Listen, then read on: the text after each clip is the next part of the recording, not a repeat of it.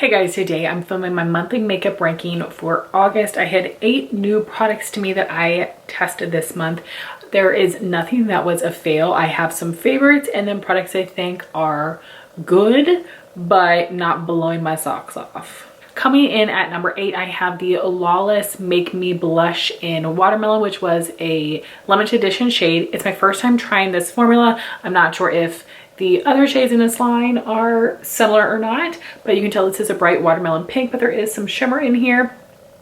And I didn't really notice it that much on the cheeks. This is a sheer but buildable color, which is nice. I was a little bit afraid of it going in, but the reason this is ranking so low is that this is not a type of color I reach for very often. For now, I definitely want to keep it in my collection to have some nice variety, and I would love to try some more Lawless blushes in the future, but not a bad product at all. If you think you would use this shade, I think it would definitely be worth getting. At number 7, we have the Natasha Denona Mini Sunset Palette. You have 3 shimmer shades and 2 mattes, which is my favorite ratio, and these are the regular matte formula, which I love.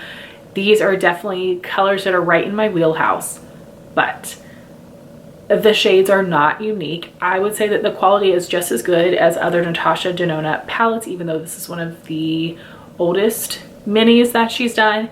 Very good quality. If I had a smaller collection, I think I would have reached for this more. The reason I ended up getting this is because it was half off, and then it was still available the first day of the fall VIB sale last year, so I got an additional 20% off, so it was a fantastic price. That is why I got it. I like it, happy to have it, going to keep it, but I do have other Natasha Denona minis that I love more than this one, and it's not even that those color stories are that unique. I just like them a little bit more than this. At number 6, I have the Dose of Colors Hint of Tint Lip Oil in Pretty Cute. I was able to get this half off during Amazon Prime Day, which was amazing because I've really been wanting to try this.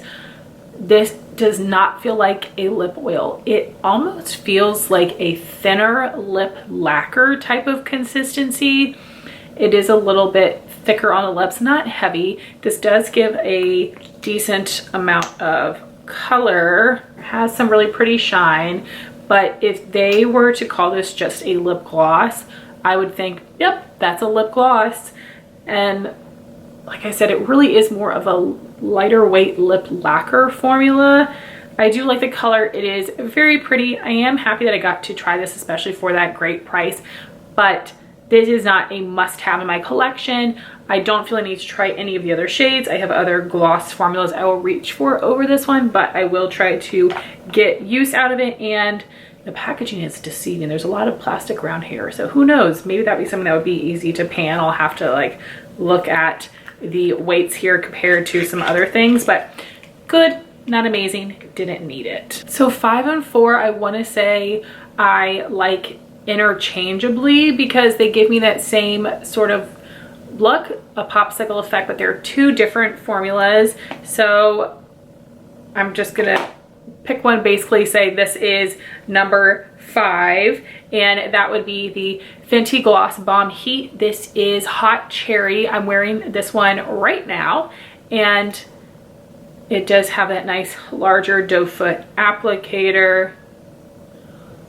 There is the color. Again, a nice popsicle effect, has some really pretty shine to it. This does have, to me, the same formula and texture of the original gloss bombs, except there is no shimmer in it, but it has the same amount of thickness. It is smooth. There is like a little bit of like thickness, tackiness there, but not too much. When you put this on, it does burn the lips. It almost makes your lips feel like a little bit like hot, tight, but it dissipates pretty quickly. This is not a cooling one. It isn't like Buxom, but it is not painful like the Too Faced one.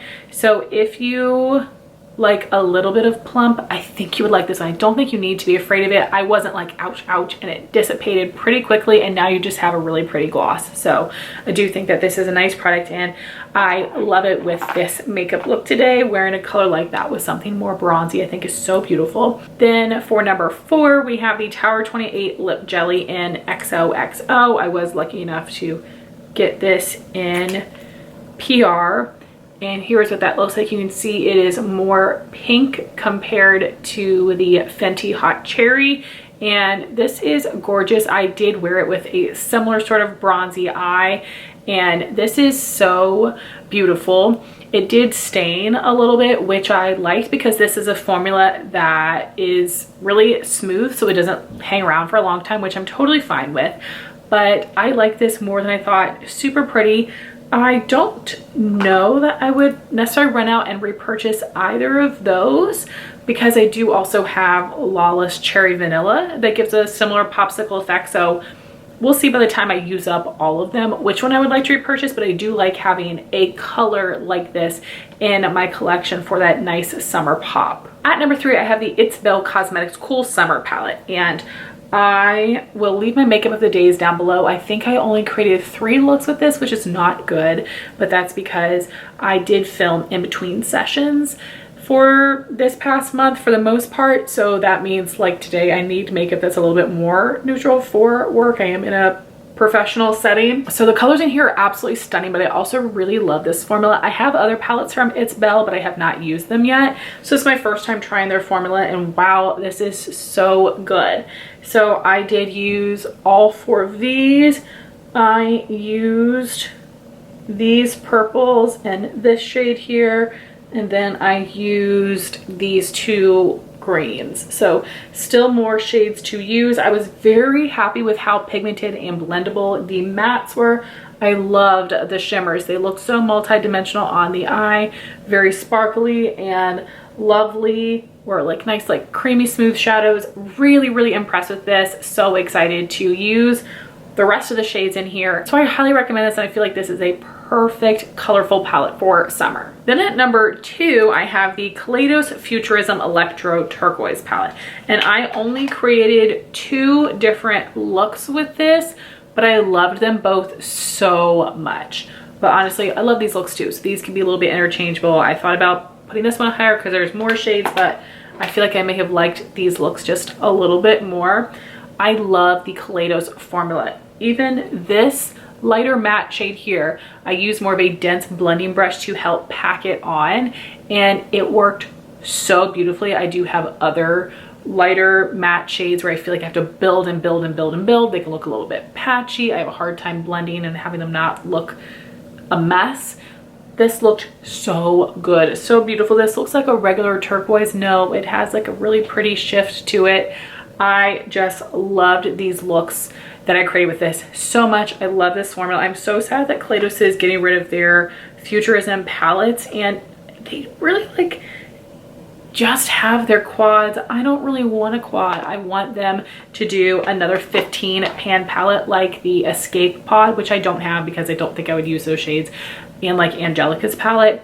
15 pan would be so amazing. So I'm gonna keep an eye out for Kaleidos. I was really disappointed with their most recent collection. And then at number 1, I have the RMS Redimension Hydra Powder Blushes. I have 5 of the original shades here, but if you guys just saw my August haul, you will know that I got the last of the original shades and all 3 new shades on a fantastic deal. So happy to have these in my collection, but I just used the 5 of these this month, and these are a big gelée type of formula, so I just use more of a dense blush brush. It picks up perfectly, and it gives a lovely sheen to the cheeks, but it is subtle. It's not going to look glittery or overly shimmery. I don't feel like it emphasizes texture, and these do give a lovely amount of pigment, but they are very buildable and they blend nicely. Just such a beautiful formula, and I love the way that it looks in the packaging. So this is the peachy color Mai Tai,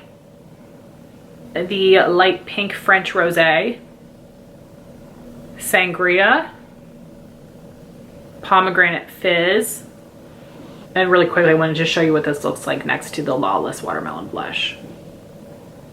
And lastly, we have Maiden's Blush.